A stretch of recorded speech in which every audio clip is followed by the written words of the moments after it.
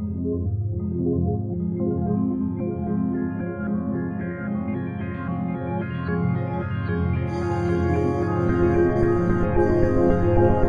is Red Ice Radio, a beacon of sanity from Northern Europe. RedIceCreations.com. Welcome and thank you for taking the time to listen to the program today. It's always a pleasure to be able to speak to you wherever you are around the globe. And of course, I hope that you have a good time and that you manage to get something done and stay relatively calm in what seems like a storm that is just picking up momentum.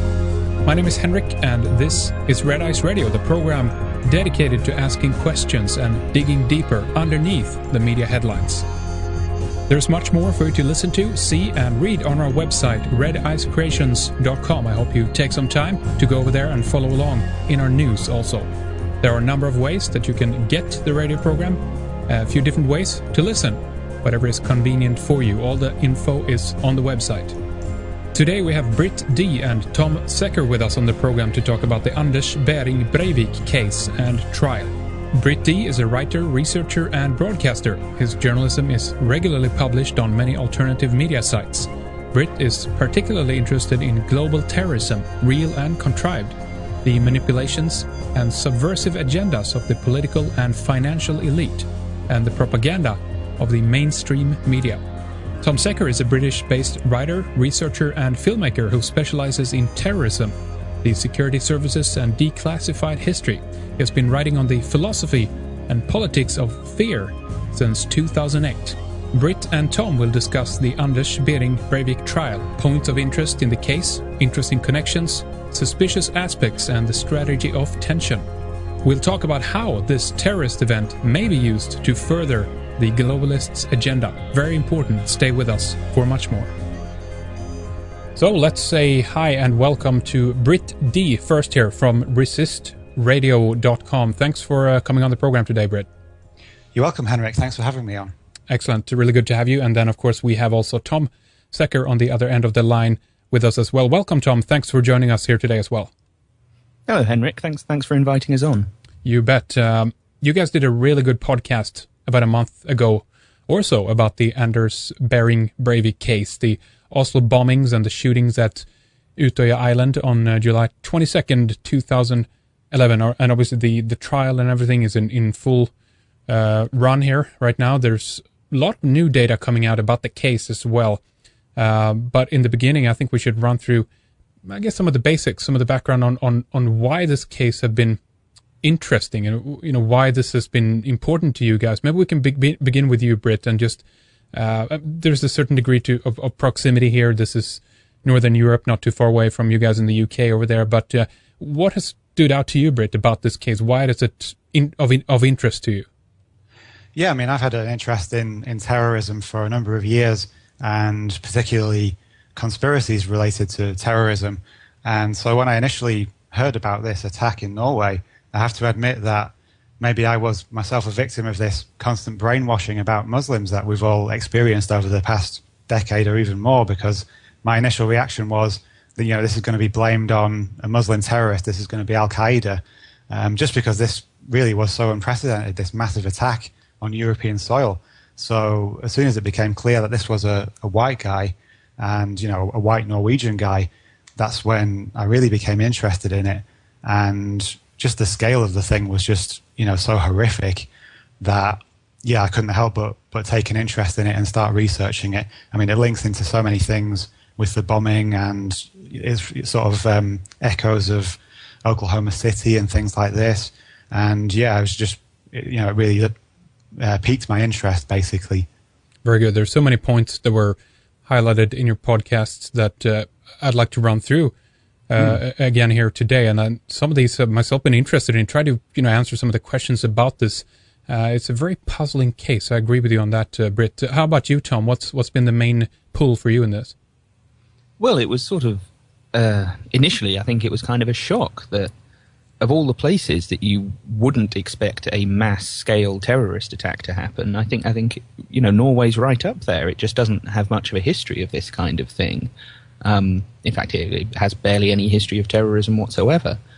And so I was kind of stunned by that. And then sort of watching the media coverage unfolding, what struck me, and we discussed this in our podcast, was that almost everyone was kind of leaping to the conclusion that they'd already made up their minds about. They were all sort of kind of exploiting this attack for an agenda that already existed in their minds. And one of these examples would be you had the Sun newspaper the day after the attack, blazed headline saying Norway's 9/11 and trying to blame this whole thing on Muslims. And, obviously a few hours after they published that front page, it sort of became clear that this was actually, at least apparently, the work of a white Norwegian, a sort of domestic terrorist. So obviously they had egg on their faces in that regard. But also, everyone across the whole of the press, and I'm talking mainstream and alternative, I just saw how there were kind of so many different agendas being sort of tagged to this attack. And I wondered why that was, and, whether there was sort of more to that story, or at least, what the effects of that were going to be, and what how that was going to develop and progress. And so that's why I've sort of stuck with the case for a while, and one of the reasons why me and Brit were talking about it. You bet.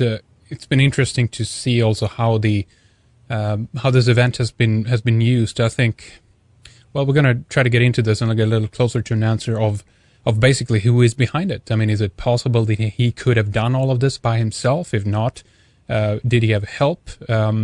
By who? Was he mind controlled? There's a number of questions that are up there, high up on the list of intriguing questions to ask about this, and also consequently how the event has been used and by who, because undoubtedly at this point we can see the reaction in Norway and around the world that there is also a rallying now then obviously against these so-called very, very extreme right-wing nationalists in Europe that are kind of lashing out here now in a sense. But Breivik had an interesting strategy. We're going to talk about this. You highlighted this in your article, Breivik's plan of increased polarization, Brit, as well, that we linked up in connection to the podcast that you guys did with some very interesting data there. But is there any way we can pin this down for the sake of just making it simple?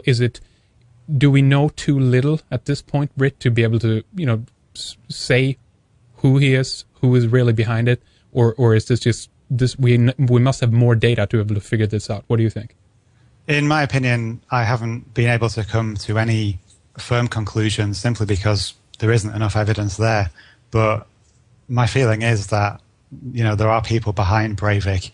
And what surprised me most about all of this is the fact that the police and the prosecutors have tried to make out that this network that he has said he's part of simply doesn't exist.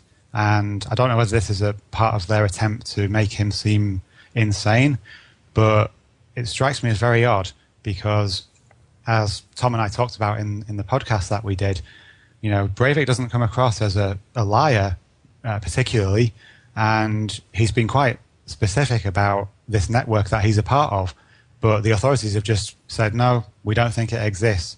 And that's incredibly dangerous because if these people do exist, which we've no reason to believe they don't, because the evidence suggests that Breivik was in the places he said he was when he was.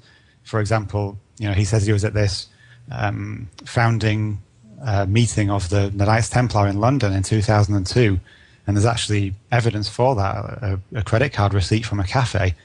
So, yeah, these other people quite likely exist. And of course, we don't know who is above these other people. So he's talked about 4 people in London, and he's talked about another 2 people in Norway. But of course, there could be, a whole load of people above these other people who maybe Breivik himself isn't even aware of, who could well be controlling this.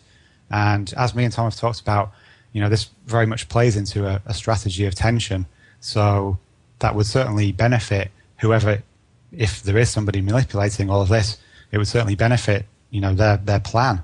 And as Tom and I have also talked about, even if that's not the case, this is still going to be used by many different people to advance an agenda. So even if there weren't members of the elite behind this, then they're certainly going to be using it to try and further their agenda, which is, of course, one of increased power and, cracking down on civil liberties and things like this. You bet. Really good point. What's your take on this, Tom? Anything to add to that? Not fundamentally. I don't think we do have enough data to sort of be certain quite what's happened here. I mean, it's not like with, say, 9/11, where we all watched it on television, we all watched it live on TV, and what we saw, we could tell, something isn't adding up here, what they're saying and the images that we're seeing just don't connect properly. It's not like with that, where we sort of straight away, we had an awful lot of the data that we needed to then say, no, this official story, fundamentally isn't true. There must be more to this. There must be someone else involved here. We don't really have so much of that with the Breivik case, because obviously we have a few sort of clips of CCTV and have helicopter footage from the news helicopter that got to the island when the shootings were happening. But we don't have the kind of fundamental physical evidence to be able to prove that there is something more, that there is a larger conspiracy. Well, a conspiracy, because, it would have to be a conspiracy if it was more than one man. But I do think that Brit's right, that either way, part of me says, does it really matter that much? I mean, yes, it does. But at the same time, that agenda and that strategy of tension was probably going to happen regardless of when another major terrorist attack happened in Europe, and regardless of, excuse me, who was responsible for it. There's lots of different possibilities. They could have known about this ahead of time and just let it happen. They could have assisted Breivik in making it happen, or he could be, 100% a complete patsy. He could be, like you say, sort of mind-controlled or in some way brainwashed or hypnotized. So he's now happy to take responsibility for all of this, even if he didn't actually do it. All of these things are possible, but I don't think at this point we have the kind of smoking gun evidence that would enable us to separate those possibilities and say this one is the most likely and this one's the less likely. Well, that's a really good point. I think, one thing that has been interesting for me anyway was watching him live during the video feed through the Norwegian media here during the trial. Because he seems very focused, for the lack of a better word. He's really intent on. I think he's still carrying on his mission. It's only begun, and I think he actually expressed this idea himself that, his action, the event here, the bombing and the shooting is like just step one. I mean, right now he considers himself, I guess, to be a writer, to try to release and continue this war, or whatever we want to call it, from prison. And one of the first things that they try to do as well in Norway is to try to, I guess, declare him insane, which was kind of interesting because they wanted to try to obviously keep him behind bars for a longer period of time than the maximum punishment does in Norway, which is, I forget what it is now, 20 years, 22? 21 years, I think, yeah. There you go, yeah. So that's interesting to see how this has, played out as well. And the more I've been watching him, the more uncertain, I guess, I've been as well about, is he genuinely, did he do all this himself? He might actually have been able to pull that off, which is an incredible feat in that sense, but and horrific. Obviously, we have to mention that. We're kind of forced to look at it a little bit with cold eyes in order to kind of analyze this horrible situation. But what I liked about what you guys did was that it was a non-sensationalistic approach to it. Rather, it was. More try to look at what we have. And one of the reasons for this, I'm going to get both of you guys to take on this, is because, there's a little bit of a different climate in Norway and Scandinavia overall. The lid goes on first, and there is a slow release of the information progressively, like through now this trial. And this is, we're almost a year later here now, and there's still new and a lot of information coming out. In some of the other countries, US, maybe England as well, you have a different approach by the journalists and the papers there. Even if it's mainstream, you still have people really pushing for, the scoop information about this kind of stuff. But here is a little bit of a different climate. The media is very, very controlled in the sense that they rely on what the police say and when they say it. So hence that might have led to some level of speculation, simply because we didn't know and have information, right at the outset. So people jump to conclusions. But there are certainly some of these bits we want to run through and talk about. But any comments on that, Tom or Brit? I mean, I've actually been surprised by the lack of sort of alternative analysis of this case, to be honest. I mean, I know both Tom and myself went to your interview that you did with Professor Peter Dale Scott. And apart from that, and maybe a few articles on InfoWars, for example, I haven't seen a great deal of alternative analysis. But yeah, I can certainly take your point that the media in Norway works differently, and that's why there hasn't been so much information released. I mean, the Norwegian people do seem to be, I don't know, quite reserved, and we've seen that during the trial, really. Yeah. And I mean, this was also, I read an interesting article just the other day, actually, about the people who actually tried to attack Breivik on the island. There were apparently no actual Norwegians who did that. It was a couple of guys from Chechnya who tried to tackle him. And this article was speculating, possibly this was because of the Norwegian culture of kind of relying on the authorities and, thinking the authorities are going to take care of everything. So, you bet. Good point. Yeah. Certainly an issue here with the Norwegian culture. And yeah. I mean, it's incredible when you think about it that a guy like this managed to roam around and shoot so many people before it happened. I mean, he gave himself up voluntarily, like, okay, I'm done, kind of thing. I mean, if he didn't, how long would he have been continuing being on the island and shooting? But again, I mean, there are inconsistencies in the story. The police allegedly knew about him. He called several times. There is this idea that the police couldn't get out there in time. Yet afterwards, they released data and say, nope, there was no problem. We had the boat and everything was good to go. But the news shopper was there before the police was there. So very, very tricky. Tom, what do you think? Well, I mean, you're dead right that there is certainly the state plays a very strong role in Scandinavia and in Norway in particular from the few Norwegians that I know and, just sort of my general impression of the place. And Breivik kind of highlighted this himself. He was talking in the trial about how he was sort of not only surprised that he got away with all of this and that, he was expecting to just be shot dead by special forces at any moment, but also that talking about the victims on the island itself, how a lot of them didn't actually run away or didn't scream or didn't do anything. They were just sort of paralyzed by fear. They had no way of processing and responding to what was happening to them because it's just completely unexpected. I mean, it's sort of, terrorism doesn't happen very often almost anywhere. There's a few places, like you could say Pakistan has an awful lot of terrorism, Colombia, wherever. But certainly in Norway, like I say, I think it's in the last sort of 40 years before this massacre, Norway had a grand total of about 14, I think, terrorist attacks, and only one of those was fatal.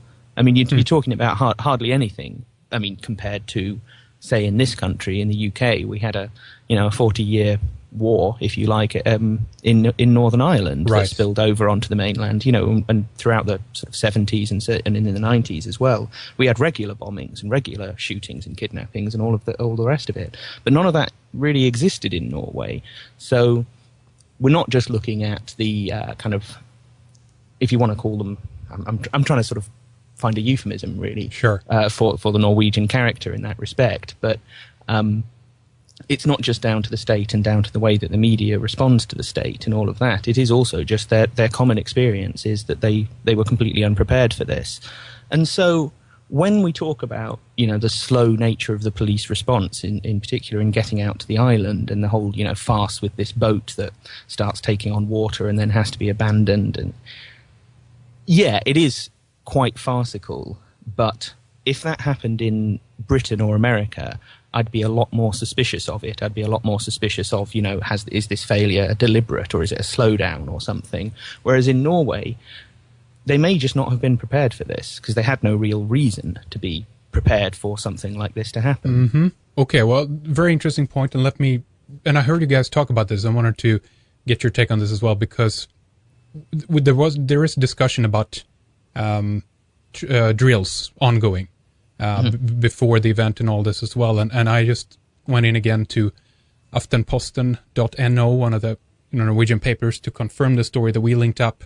There was a while ago after the story actually was released on 18th of October, 2011. But this article basically confirmed that the police had made drills going all the way from 4 days before, extending to as close as to about 26 minutes, with a practically identical scenario.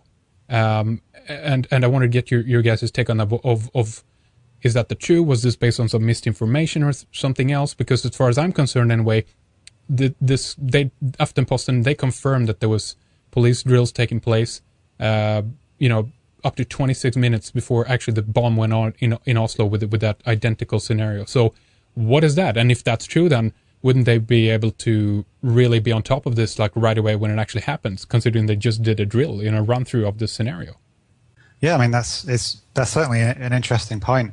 I know that Tom's done some research into this because I believe that it had been speculated that there was also a drill on the island as well. Tom, maybe you can discuss. Well, I mean, what I kind of managed to put together from this is that the story about the exercise in Oslo, the bomb squad exercise at a building or several buildings in that area, right in the middle of Oslo, and certainly near enough that it's very suspicious. That story seems to be true.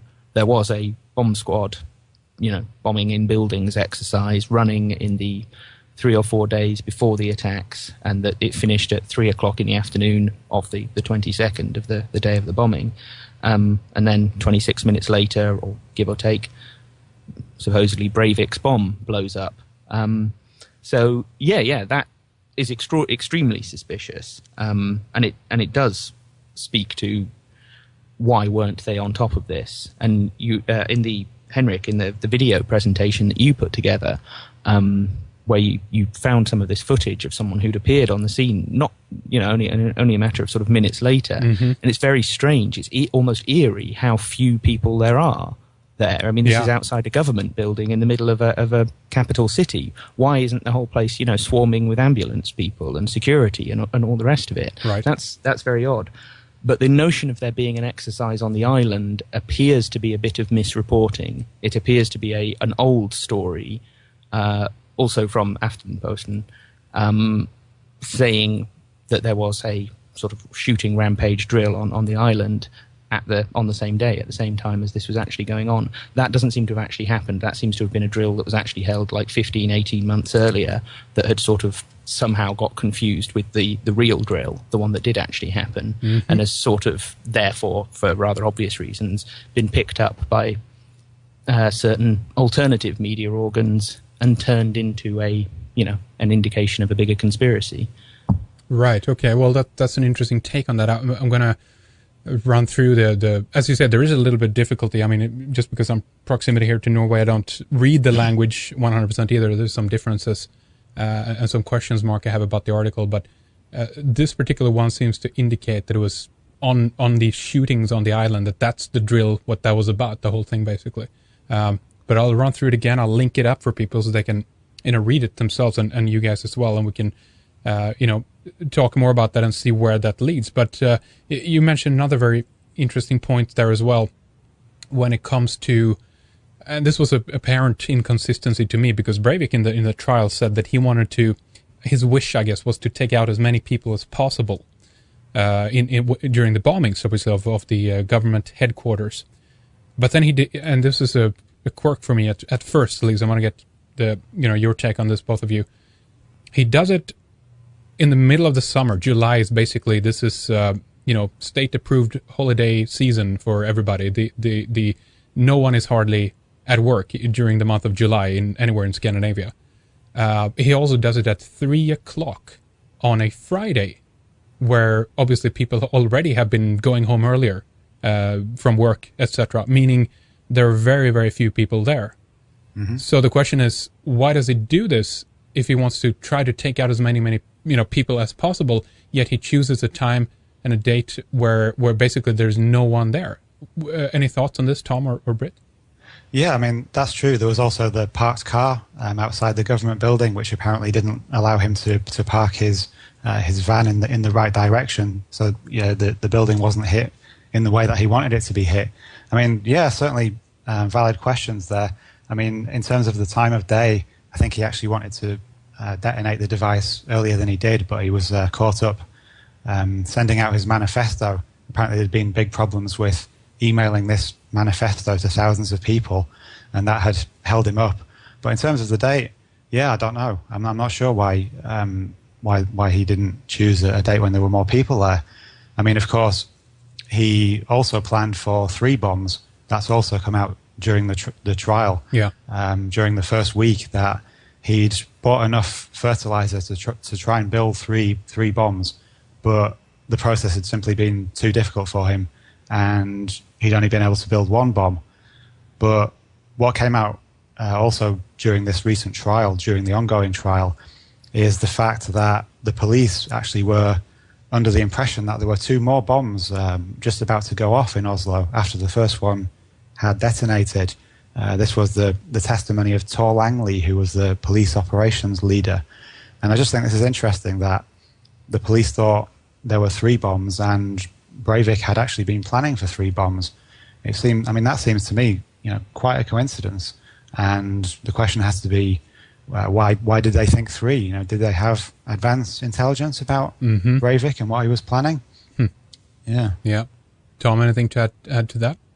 This story about Breivik wanting to carry out the bombing earlier, that still doesn't really account for why you would do it in the middle of a summer holiday. The whole thing sort of doesn't really add up from the perspective of a terrorist. If your aim is to maximize casualties, then he's built this, I don't know, however many thousands of pounds of explosive that he's put together, sticks it in this Volkswagen truck, drives it into Oslo and sets it off on the fuse and runs away, and manages to kill, I think, 8 people.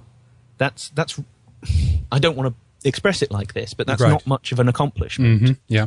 If from a terrorist point of view, if you're going to do a truck bombing outside a government building, you'd expect to kill 100, 200 people. You'd expect the casualties to be far more than that. And so this does sort of raise the question, was the bombing in Oslo part on and parcel of the same attack as the shootings on the island?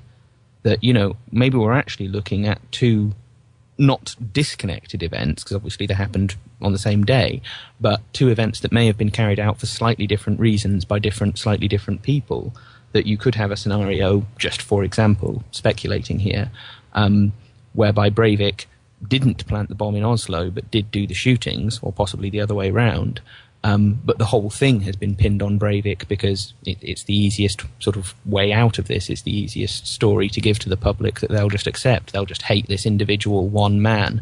Half of them will think he's crazy. The other half will think he's some sort of political extremist. And then the whole thing kind of goes away. So certainly the questions you're asking, what that triggers in my mind is this question of, are we actually looking at two slightly separate attacks rather than one all being carried out by the same people for the exact same reason? Right.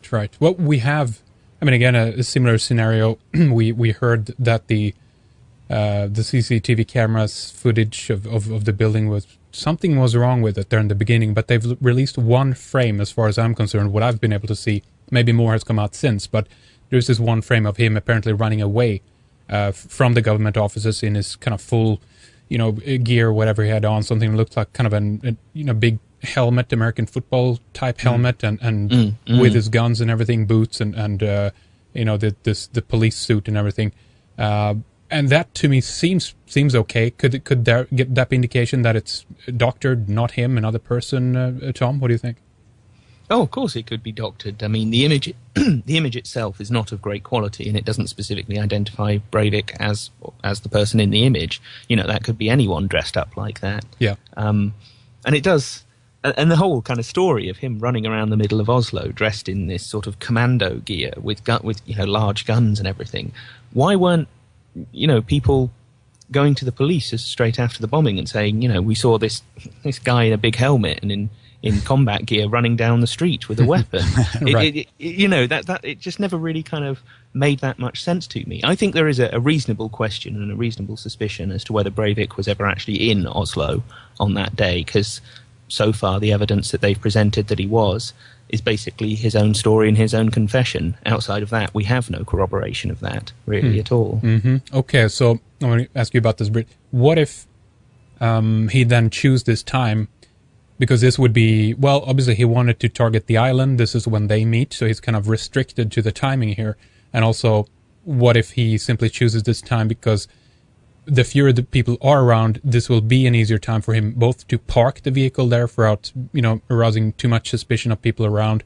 This is the time when he can actually walk out of there dressed in this gear because there's so few people around because of the timing of the event. Is that plausible scenario? What do you think, Britt? Yeah, also, of course, there were reports of 2 suspects initially after the bomb had gone off. One of the suspects was believed to be non-Nordic appearance. So that's interesting.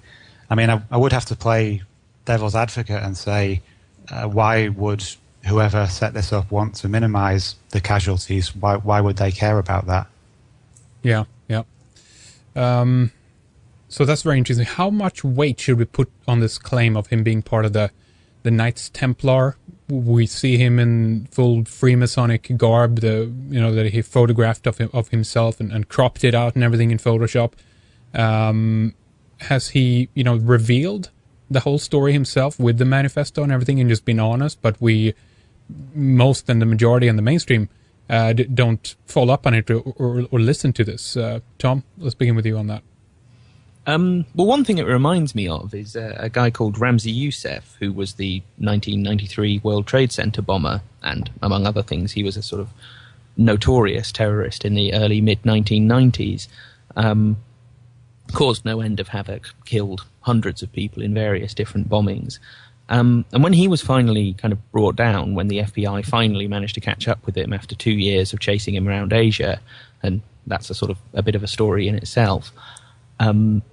One of the things that Youssef tried to persuade the FBI was that he was part of a larger terrorist group.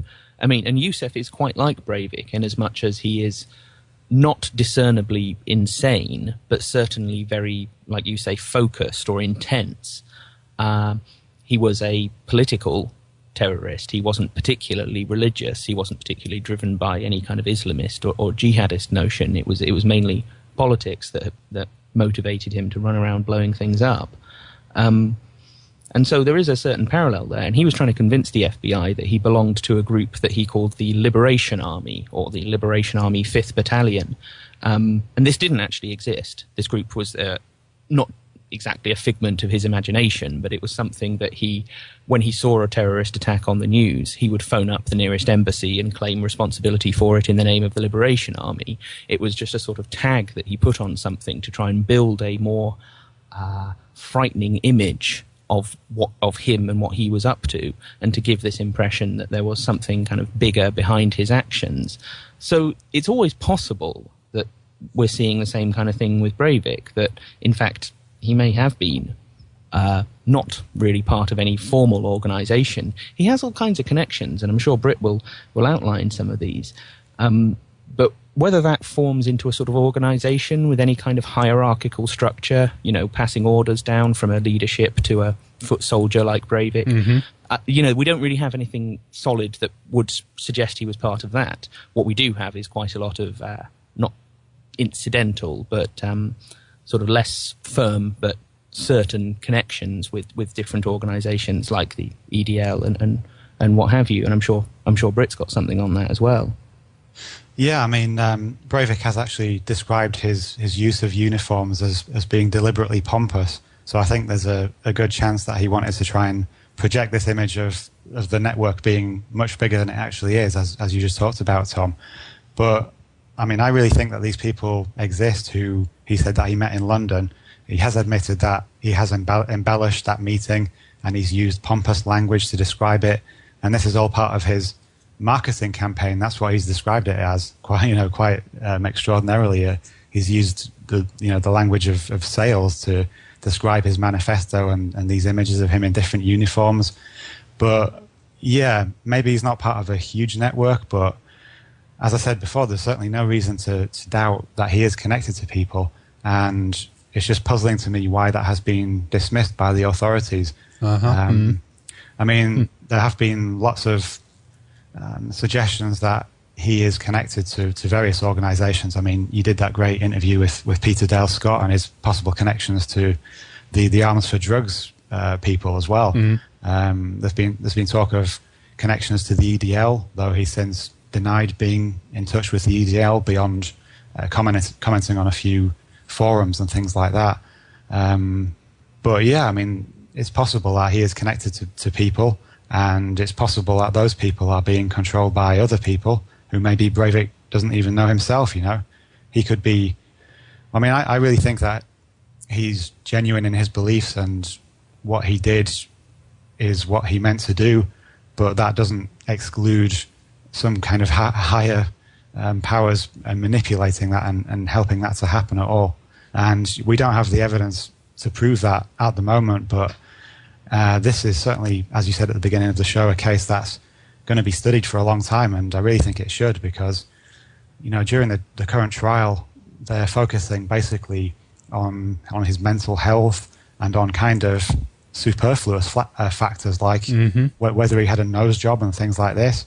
And to my mind, the real hard question should be about his connections and whether this is going to happen again.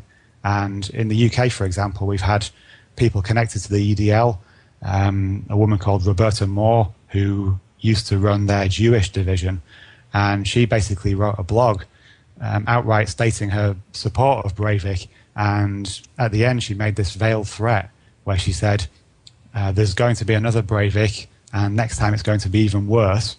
And a guy called Tommy Robinson, who's the actual leader of the EDL, his real name is Stephen Lennon, he's also gone on television and made these kinds of veiled threats that if the British government doesn't change its policies about immigration, that another Breivik's going to happen. And the way he's saying it, it's not like he's worried about that. He's definitely using that as a tool to try and blackmail people.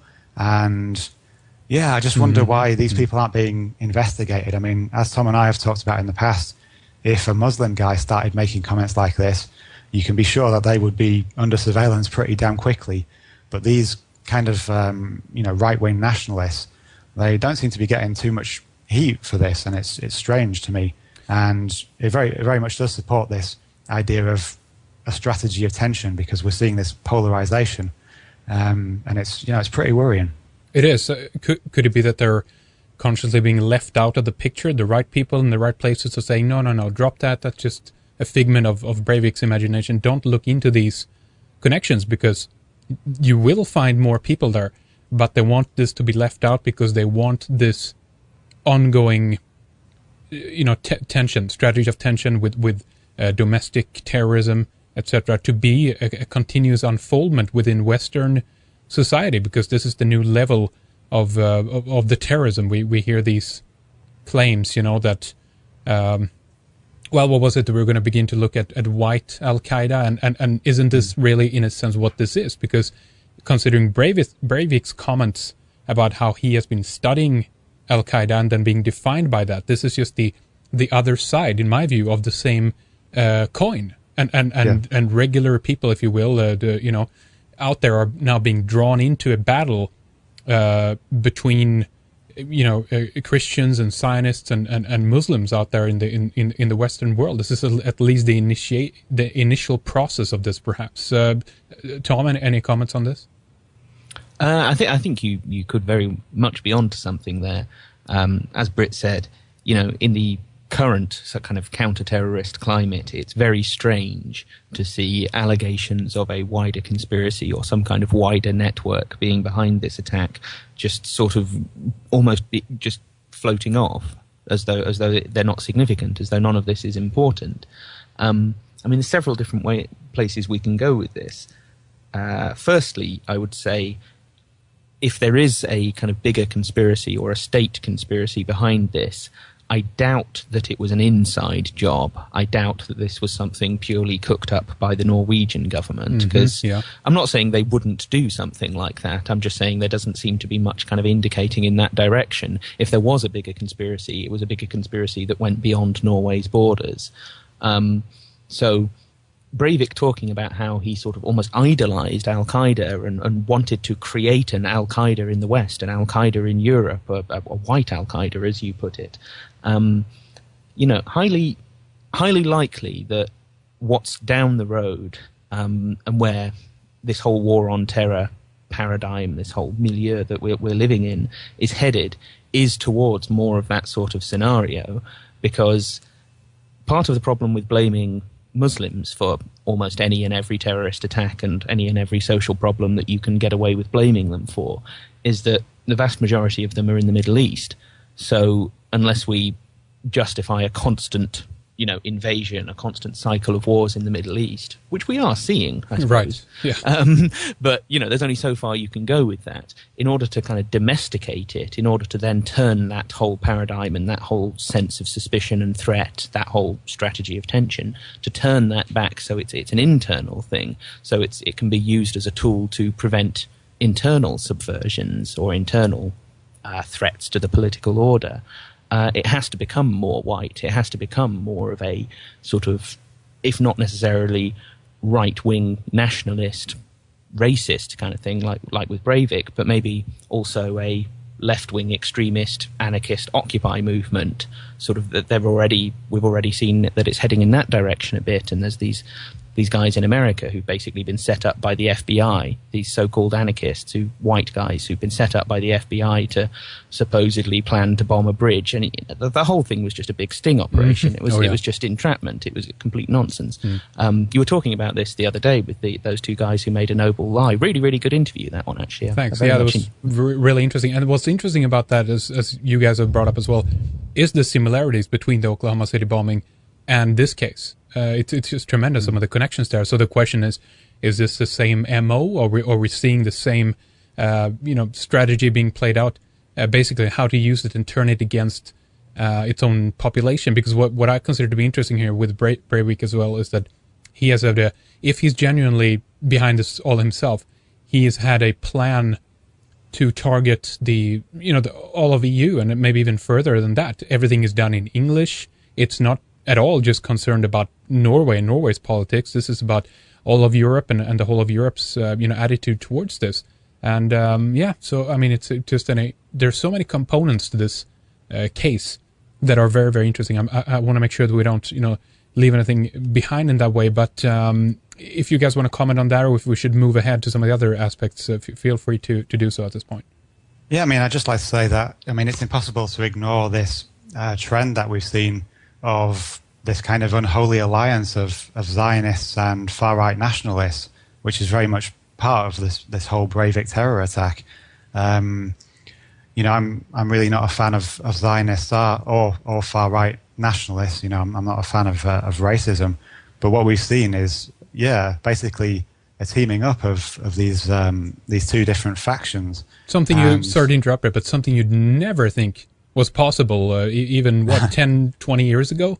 Exactly. And now it's happening. It's just amazing. Talk a little bit more about that, because that's fascinating. Yeah, obviously the far right have always been seen as anti-Semitic and sort of called Nazis, even though a lot of the time I don't think they're actually National Socialist Nazis. Right. But they have been demonized as being anti-Jewish. But now we see this sudden and rather strange support of Israel. We see this very much with the EDL, because at EDL marches they sometimes carry the Star of David flag. As I said before, they have the Jewish division as well, and also the BNP, the British National Party, have come out and voiced their support for Israel. All across Europe we can see this kind of teaming up. In the Netherlands as well, with Geert Wilders. He's obviously very connected to Israel. I think he's visited the country about 40 times, and it's pretty suspicious, and it's fairly safe to say that he's on Mossad's payroll or on some kind of Israeli payroll. In France recently as well, we even had Jewish people supporting Marine Le Pen, which is completely unprecedented.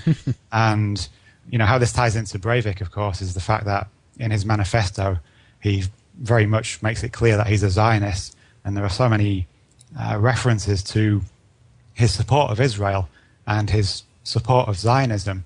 And of course it's speculation, but people have talked about the fact that the people on Utoya were actually in favor of Palestine getting its own state, and they were boycotting Israel. That's right. The day before, I think there was a prominent rally on the island against Israel, advocating boycott, etc. Good point. Continue on that, Brit.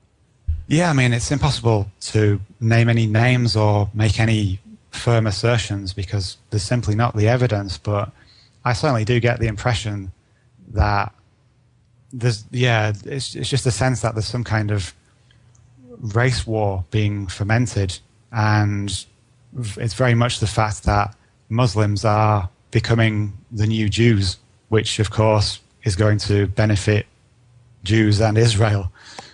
Yeah, is this to, and this is a very, very interesting point, because we see the alignment here, as you talked about, of Breivik to the Zionist state and all that, and what is the deeper significance of this from one point of view?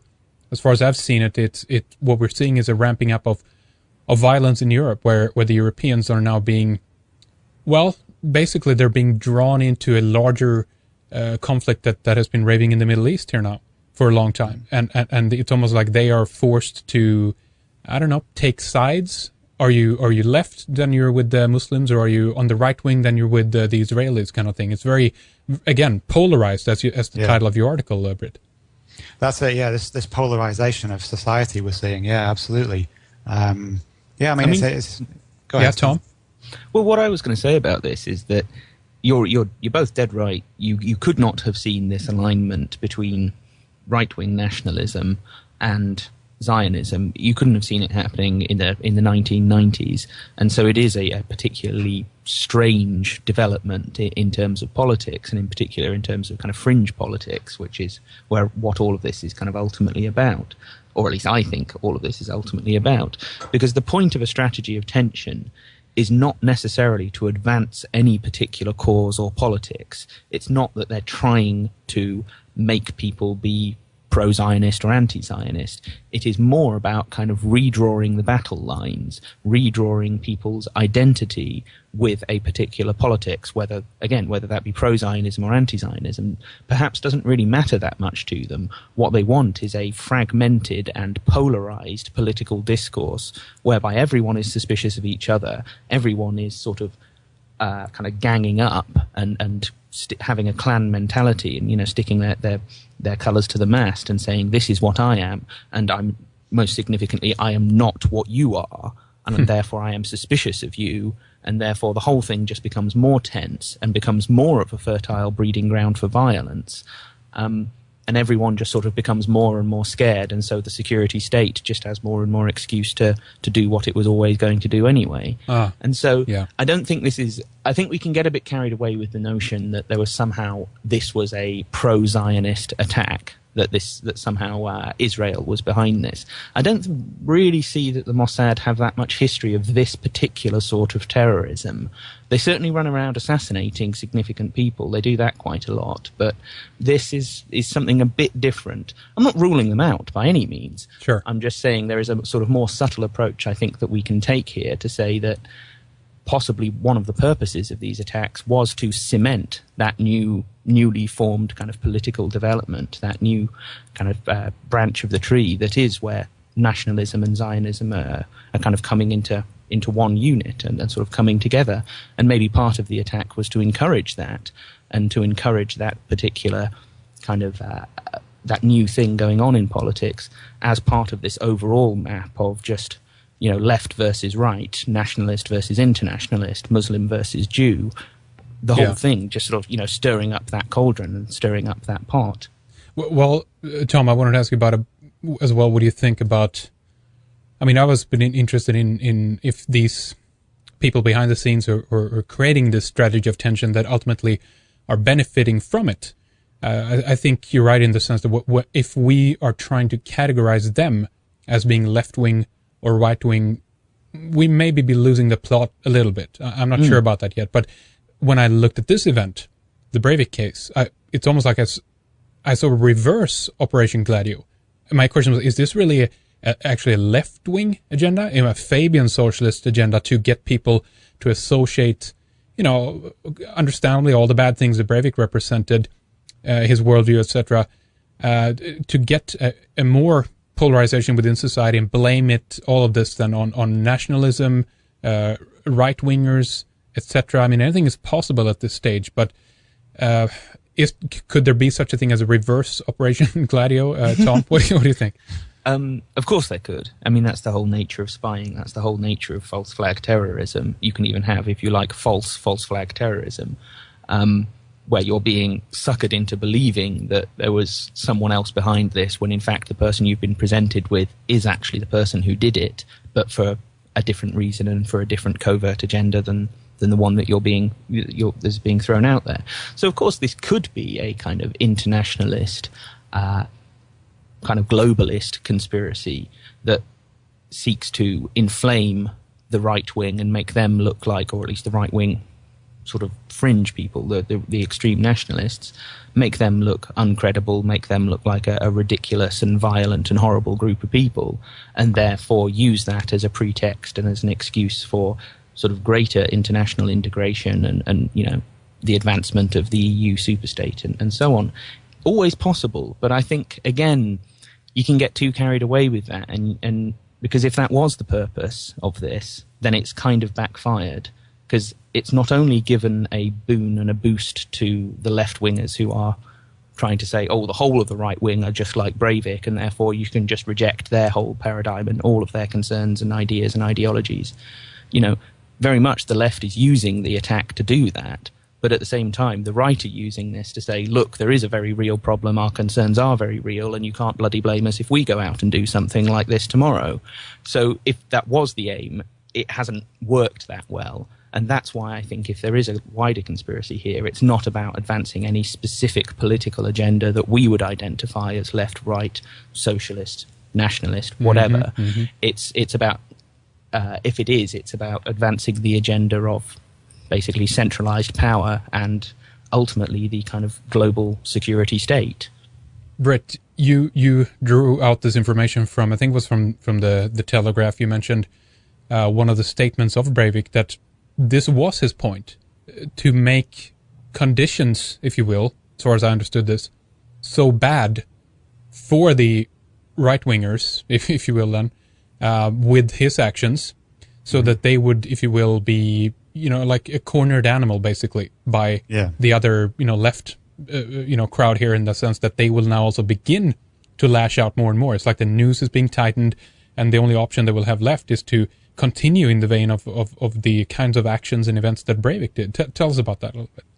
Yeah, that's right. I mean, Breivik specifically said during the second week of the trial that his plan was to provoke a witch hunt of moderate conservative nationalists. And he basically cited an example of Norway's prime minister who'd given a speech shortly after the attacks saying that people who criticized immigration were wrong. He used this as evidence of his plan working. So yeah, he very much wanted to see a crackdown on moderate conservative nationalists, and he believed that this would create more radicalization amongst that group of people, and that they would then turn to the kind of violence that we saw him carry out. I mean, I would question whether that is actually working, because we do see a rise of the right throughout Europe. We in various countries, Hungary, Geert Wilders' party, the Freedom Party in the Netherlands, is also doing pretty well. The Greek elections, you've just had these sort of so-called neo-Nazis appear for the first time in the Greek elections in a big way. It's happening all over Europe. Oh, sorry to interrupt there, but could this be the point a little bit to... this might be a stretch then, but to create conditions in Europe that are, to a certain extent, bad. I want to tie into this the conversation that you guys had about how Sarkozy, Merkel, was it David Cameron as well, talked about multiculturalism, the fact that it had failed, kind of dropping the ball on that, just indicating to people, yep, the conditions are really bad. All right, let's move on to something else. I mean, you can't do that. I mean, that's horrendous. I mean, that is going to create more problems. It's going to instigate, yep, there is something wrong here. But if you don't follow up on that conversation and try to talk about it, this is a pressure cooker that's going to build up. So again, I'm back to that idea. Well, is that the point then? Yeah, possibly. I mean, what you're referring to here is Merkel and Sarkozy and David Cameron, when they outright stated that they thought multiculturalism was dead. I can't remember which one of those said it first, but then very shortly afterwards, I think it was Cameron and Sarkozy at the same time, both said exactly the same thing. Yeah. And it just struck me as such a strange thing to say, and I really did think at that point that this has to be part of some agenda because, politicians don't simply say something like that. I mean, it had to be planned. There had to be a reason for it. And especially 3 European leaders saying that the exact same thing at not too distant times. It's not a coincidence, is it? No, it's not. No, and it very much did make me think that yes, our very leaders, the people on display, are even part of this agenda to destabilize Europe and to just foment this kind of war that's happening. And it's pretty disturbing, really. Because go ahead. Yeah, so I just want to say, so Breivik in all of this conveniently, in a way, then comes along at the right time here and does this, or someone is behind him, someone is allowing him to do it, someone is planning it and setting it up. What should we make? I guess I can ask you about this first, Brit. The so-called mentor in London and how much influence this has, and again I don't know how much the Norwegian authorities and police have worked in unison with the British police or the secret services over there on this question. But I mean, if it says it, this is things that they should follow up on, I guess. But I'm not sure if they have. Do you know that, the mentor here? Yeah, I mean, there's a whole story to this because basically his mentor he named as a guy called Richard the Lionhearted, and there's a guy called Paul Ray who was one of the founders of the EDL, who's since had to leave England. He was being chased by the police for something, and he actually moved to Malta because he's basically a Knights Templar member, and he blogs under the name of Lionheart, and I think he actually had to travel to Norway to be interviewed by the police because they thought that he was Breivik's mentor. Now, this guy, was obviously horrified by this. He's written quite an extensive blog where he's expressed his, horror at being labeled as Breivik's mentor. He's totally disassociated himself from what Breivik did. And, I mean, he's come out with basically he's outright accused the sort of shadowy mastermind of the English Defence League, who's a guy called Alan Lake, whose real name is Alan Ayling. This is a very rich businessman who's basically a funder of the EDL. And yeah, Paul Ray is basically pointing the finger at Alan Lake as being Breivik's mentor. Now, I've contacted Paul Ray, and he was kind of not very forthcoming with any kind of evidence, which did lead me to suspect he's holding some kind of grudge because he fell out with the EDL, with the founding members of the EDL. But yeah, I mean, I don't know who is Richard the Lionhearted, but they need to find this guy. This is the guy that apparently gave Breivik the brief to write his manifesto. So he's a key player in all this. And as I've said before, there could be people above him, that we don't know about. So no, they seem to have dropped Richard the Lionhearted. He seems to have been forgotten about now. And yeah, we're simply focusing on details about whether Breivik wore makeup and things like this, when there's far more important things that should be investigated thoroughly. Yeah. It's it's a good point. It hasn't really been open. The trial. Some of the things were censored. I remember that right away.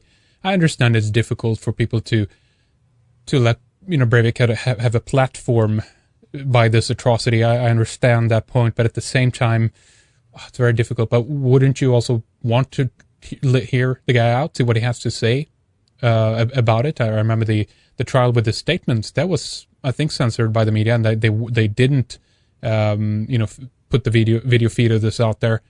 And there's been another couple of cases where this has happened as well. At least the feeds I've been watching, that they've chosen certain media outlets not to proceed and show this, basically. So it's kind of bad in that way. But this case is interesting for the fact that it seems also that everyone is projecting, if you will, what they have found onto Breivik, of what he represents. It's like one of these kind of one-size-fits-all kind of terrorists. And one seems to be able to find whatever connection one wants and put those on him. It's very, again, I just want to, send this, or, put out this idea that could he still Tom, we could begin with you on this. Is it still that he could actually act 100% alone on this thing, and he's just 100% genuine? He pulled it off himself. If so, is it? I mean, it is a remarkable feat, but it's still within the realm of possibility. Is it not? I think it is still within the realm of possibility, just about. I mean, it's the bombing. To be honest, building a truck bomb isn't tremendously difficult. It is difficult, but Breivik was clearly a relatively well-educated, relatively smart guy, so it's possible he could have done that. The shootings on the island, people have pointed out that if this was a lone spree killing, a single shooter spree killing, then it would be by some distance the sort of most lethal and most brutal spree killing in recent history. So, yeah. There is that question hanging over it. Could he have killed that many people in that amount of time with those weapons? Maybe he could, maybe he couldn't. But particularly, they were on a small island without much place to escape. It's not like sort of carrying out a shooting spree at a shopping centre where there's lots of different places for people to hide and run off to and so on. They were kind of isolated in that respect. So maybe that leans more towards it was possible that this was one man.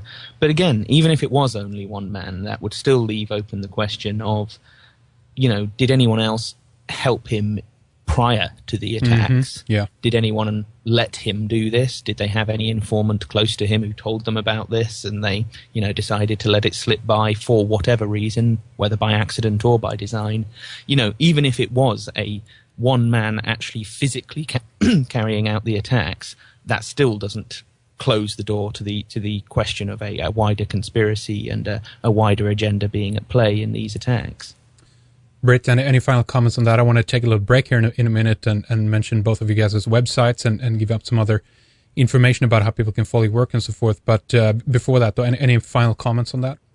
Yeah, I mean, initially I thought it quite unbelievable that he could have done this by himself, but having sort of monitored the trial, he does seem, just incredibly focused. And yeah, I think it is quite possible that he carried out the bombing and the shootings by himself. But yeah, I mean, there were all sorts of questions about the help that he got to plan it. And also, of course, how he wasn't stopped before carrying out the attack, because the PST, the Norwegian intelligence services, I mean, he was on their radar after having bought some chemicals in Poland. And, it's not only that, it's the fact that he was quite prolific on the internet, on different blogs. Apparently, he was quite restrained in what he did on the blogs because he knew that he could well be monitored. But also he was traveling all around Europe. I think he visited like 24 countries. He was purchasing all kinds of arms and weaponry as well. He was a member of a gun club. And, amongst his friends, he was quite sort of vocally anti-Muslim. So all of these things together, I mean, it's strange to me how he wasn't stopped, how they didn't pick up on that. I agree, totally agree. Brit Dee, your website, resistradio.com, is where people can listen to you and follow you more regularly. What do you want to tell our listeners about your work, your writing and your radio programs, Brit? Yeah, I just would like to encourage people to check out resistradio.com. I write regular articles about exactly this kind of topic, terrorism and contrived terrorism. And I also do regular podcasts on those topics as well. So, yeah, check out resistradio.com. Really good. And then, Tom Secker, you also have a program on resistradio.com, but you also run the website investigatingtheterror.com. As far as I understand, you look into quite a bit of detail on both 7/7, 9/11, and obviously all kinds of terror events, which partially led you to the Breivik case here, I guess, as well then. Yeah. I mean, that's my website. You can find, I've made 2 feature-length documentaries on 7/7. That's sort of how I got into all of this, or at least one of the main reasons I got into all of this in the first place. You can find both of the films are on my website, and they're freely available online. I'm not in any way charging for this, so please go and watch them. And you can also find previous interviews I've done and discussion shows. We're now doing a sort of regular discussion show with Resist Radio, me and Brit, just sort of going over news related to terrorism and the security services and spies and all sorts of interesting stuff. and also an awful lot of my source material. I try and make as much of my source material from Freedom of Information requests and archive searches and things. I try to upload as much of that to my website as well. So yeah, investigatingtheterror.com, it's got pretty much all my work on it. Really good. Have a look, guys. Resistradio.com, investigatingtheterror.com as well. All right, stay with us here. We'll take a short break at this point. We'll be back with more after this. We continue in the second hour to discuss the Breivik case and trial with Brit and Tom. We begin discussing how Anders Breivik was put on the Norwegian Intelligence Watch list after buying chemicals online. We discuss security at the price of no privacy. Then we talk about Anders' manifesto, his declarations, and his sanity. Dee and Secker bring up his fascination and study of the Al-Qaeda. We explore the possibility of Breivik as a mind-controlled patsy. Later we mention oddities surrounding this case, including witness reports of hearing foreign voices on Utøya Island during the shootings. And we also discuss Breivik's mother. Lastly, we touch upon multiculturalism as a failed experiment and the possible political and social outcomes because of this case. We have much more for you in our member section, not only this second hour with Brit and Tom, but also all our programs going back to 2006. Research, opinion, thoughts, and perspective-widening material on so many different topics, all that we find interesting and important. With a membership, you can also watch all of our TV programs, webcasts, films, and videos. We also have music and behind-the-scenes audio commentary available. It's only €5 per month, and this is how we stay advertisement-free. So sign up if you're not yet a member. You'll get instant access and can stay with us here for the full program. So sign up for a membership at redicecreations.com.